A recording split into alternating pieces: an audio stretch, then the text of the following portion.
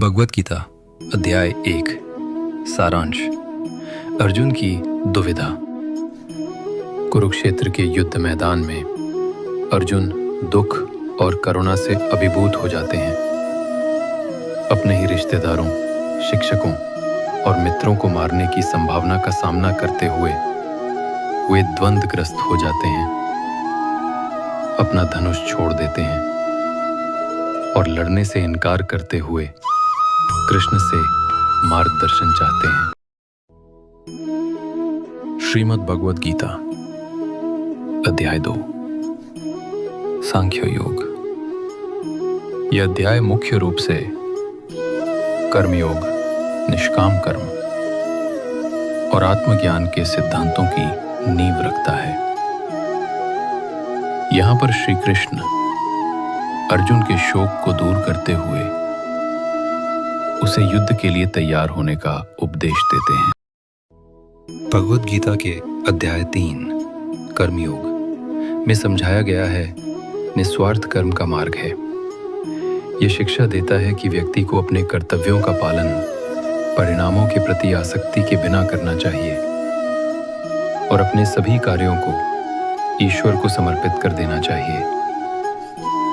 यह आध्यात्मिक शुद्धि और मोक्ष, मुक्ति की ओर ले जाता है। भगवद गीता का अध्याय 4 ज्ञान कर्म संन्यास योग। यह सिखाता है कि आध्यात्मिक ज्ञान को निस्वार्थ कर्म के साथ कैसे जोड़ा जाए। भगवान श्री कृष्ण समझाते हैं कि सच्चे ज्ञान और भक्ति के मार्गदर्शन में बिना आसक्ति के अपने कर्तव्य का पालन करना ही मुक्ति की ओर ले जाता है। भगवद गीता का 5वां अध्याय कर्म संन्यास योग। कर्म संन्यास क्रियाओं का पूर्ण त्याग और कर्म योग फलों की अनासक्ति के साथ कर्म करना के बीच के संबंध और श्रेष्ठता की व्याख्या करता है। भगवद गीता अध्याय 6 ध्यान योग। भगवद गीता का 6वां अध्याय, जिसे ध्यान योग या ध्यान का योग भी कहा जाता है, अनुशासित आत्मनियंत्रण और ध्यान के माध्यम से शांति और संतुलन प्राप्त करने की विधि समझाता है। भगवद गीता अध्याय 6 ध्यान योग। भगवद गीता का 6वां अध्याय, जिसे ध्यान योग या ध्यान का योग भी कहा जाता है, अनुशासित आत्मनियंत्रण और ध्यान के माध्यम से शांति और संतुलन प्राप्त करने की विधि समझाता है। भगवद गीता अध्याय 8 श्लोक 5 से 7 का सार। इन श्लोकों में मृत्यु के समय का स्मरण। श्लोक 5। और जो मनुष्य अंतकाल में मेरा ही स्मरण करता हुआ शरीर को त्याग कर जाता है, वह मेरे स्वभाव ब्रह्म स्वरूप को प्राप्त होता है। इसमें कोई संशय नहीं है। अंतिम चिंतन ही अगली गति। श्लोक 6। हे कुंती पुत्र, यह नियम है कि मनुष्य अंतकाल में जिस भी भाव का स्मरण करता हुआ शरीर त्यागता है, वह सदा उसी भाव को प्राप्त होता है। निरंतर अभ्यास की सलाह। श्लोक 7। इसलिए हे अर्जुन, तू सब समय में मेरा स्मरण कर और युद्ध भी कर। मुझ में मन और बुद्धि को अर्पित करके तू निश्चित रूप से मुझे ही प्राप्त करेगा। भगवान श्री कृष्ण मृत्यु के समय और पुनर्जन्म के नियम की व्याख्या करते हैं। भगवद गीता का 10वां अध्याय विभूति योग कहलाता है। ये सबसे रहस्यमय और विस्मयकारी अध्यायों में से एक है, जहां भगवान श्री कृष्ण अर्जुन को अपने अनंत स्वरूप की एक झलक देते हैं। भगवद गीता का 9वां अध्याय राजविद्या राजगुह्य योग। विद्याओं का राजा और रहस्यों का राजा कहलाता है। इस अध्याय में भगवान श्री कृष्ण सबसे गोपनीय आध्यात्मिक ज्ञान यानी विज्ञानों और रहस्यों के राजा को प्रकट करते हैं। ज्ञान का राजा, राजविद्या। श्री कृष्ण इस ज्ञान को राजविद्या, विद्याओं का राजा कहते हैं, क्योंकि ये सभी ज्ञानों में सबसे श्रेष्ठ है। ये प्रत्यक्ष अनुभव गम्य, सीधे अनुभव किया जा सकने वाला, धर्म सम्मत, धर्म के अनुकूल, सुख पूर्वक करने योग्य और अविनाशी है।